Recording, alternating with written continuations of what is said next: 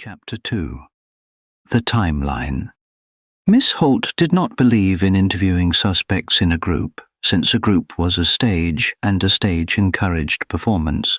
She asked Inspector Bray, a broad, patient man who had learned long ago that arguing with Miss Holt cost more time than it saved, to clear the study, then sat behind Evelyn Marsh's own desk and began methodically to build a timeline. "Start at the beginning," said Bray, settling into the armchair by the window with the particular resignation of a man who had done this before and knew better than to hurry it. "For my sake, if not for yours." "For everyone's sake," said Miss Holt. "A crime without a proper timeline is simply a rumour with a body attached." The obituary had been dictated on the 9th of June and typed the same afternoon. It had been posted to the Gazette on the 10th. Roger Pym had filed it, told no one but Desmond Voss, and forgotten about it in the ordinary business of running a small paper. Priya Ashworth had heard the joke from Evelyn's own mouth at a lunch on the 12th, 3 days after it was written, which meant Evelyn had told her editor before the letter had even reached the newspaper office. That struck Miss Holt as worth remembering. A private joke, told to an editor within days of being written, was not so private after all. "So 4 people knew," said Bray, counting on his fingers. "Pym, Voss, Ashworth and the housekeeper who typed the thing." "4 people knew the joke existed," said Miss Holt. "That is not the same as 4 people understanding what it meant. A joke and a warning can wear the same coat, Inspector, and only the person who sewed it knows which one it truly is." Frances Marsh had not known, she said, until Roger Pym telephoned the house yesterday morning with his condolences and his confusion in equal measure. Julian Marsh claimed the same. Miss Holt believed neither of them entirely, and both of them partly, which was, in her experience, usually closer to the truth than believing anyone completely. She rose from the desk and walked the room slowly, the way she always did in a house that had not yet told her its secrets, touching nothing, looking at everything. The bookshelves ran floor to ceiling on the far wall, crowded with Evelyn's own novels beside the authors she had loved, Christie and Sayers, and a great deal of Dickens, spines soft with rereading. The desk itself was old, mahogany, with a typewriter set precisely in its centre and a small brass lamp beside it. A single sheet remained in the roller, half a paragraph typed and then abandoned mid-sentence, as though Evelyn had simply stopped one afternoon and never come back to finish the thought. "What was she writing?" Bray asked. "When she died?" "A novel," said Miss Holt, reading the page without touching it. "Unfinished. I shall want to read the whole of it before this is done, Inspector, because a woman who spends her days inventing murders is a woman who has thought a great deal about how they are committed and how they are discovered." She turned next to the manner of death. The local doctor, a Mr. Aldous Fenn, had signed the certificate without hesitation. "Heart failure," he said, in a woman of 63 with a family history of it.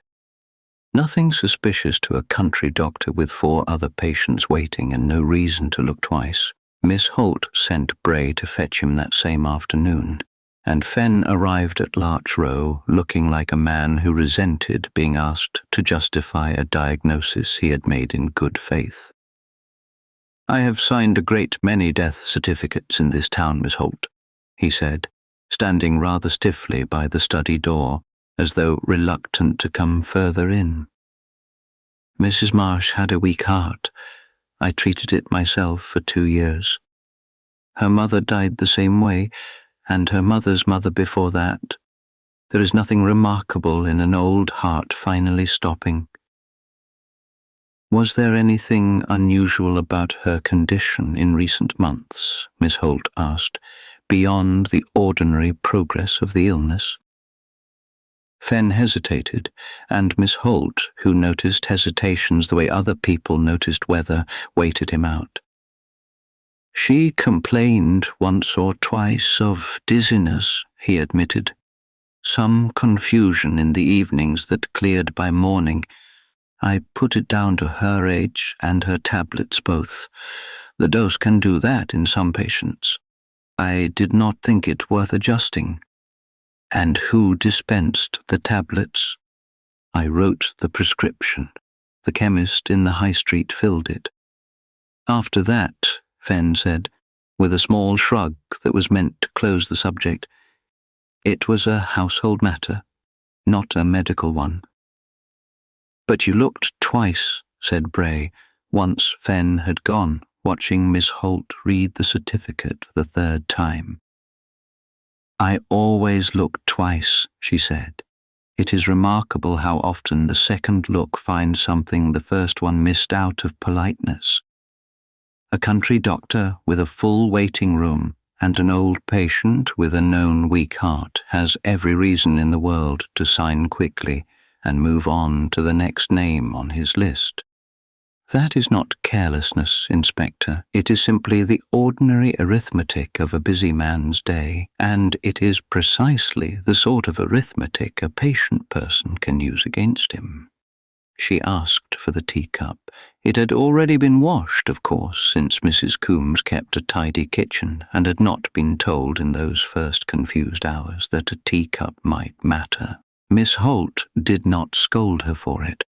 She simply asked, instead, what Evelyn Marsh had been drinking in the weeks before her death, and how often, and who had prepared it. "Same as always," said Mrs. Coombs. "Tea in the morning, tea at 4. I made it. I've made her tea for 20 years. "And her medicine?" Something in Mrs. Coombs' face moved very slightly, the way water moves when something beneath the surface shifts position without breaking through. "Heart tablets," she said. "Dr. Fenn prescribed them 2 years back. I brought them up with her breakfast every morning, same as the tea." "You administered her medication," said Miss Holt. "It was not a question. I brought it up on a tray. She took it herself. I'm not a nurse, Miss Holt. I'm a housekeeper, but I've looked after that woman like she was my own since her husband left, and I'll thank you not to look at me like I'm the villain in one of her books." "I am not looking at you like anything at all," said Miss Holt gently. "I am only asking questions, and questions are not accusations, whatever people like to believe. Though I will say this, 20 years of loyal service is a very fine thing, Mrs. Coombs, and it is also on occasion the very thing a clever person hides behind." Mrs. Coombs said nothing to that. She turned and went back to the kitchen, and Miss Holt let her go, because a person who leaves a room without arguing has usually left something behind that argument would only have disturbed. When she had gone, Bray leaned forward in his armchair.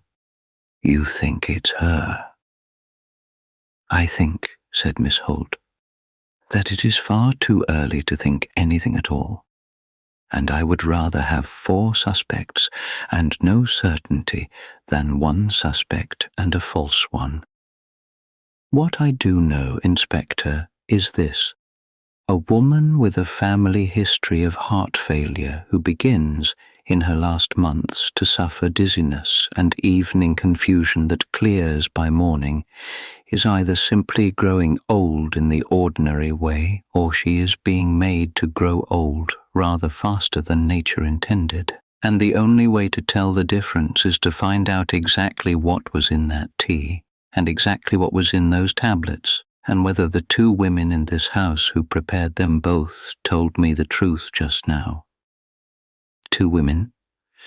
"Mrs. Coombs," said Miss Holt, "and Frances Marsh, who left this house at 7:30 yesterday morning by the milkman's account, though she told the constable she did not come upstairs until 9.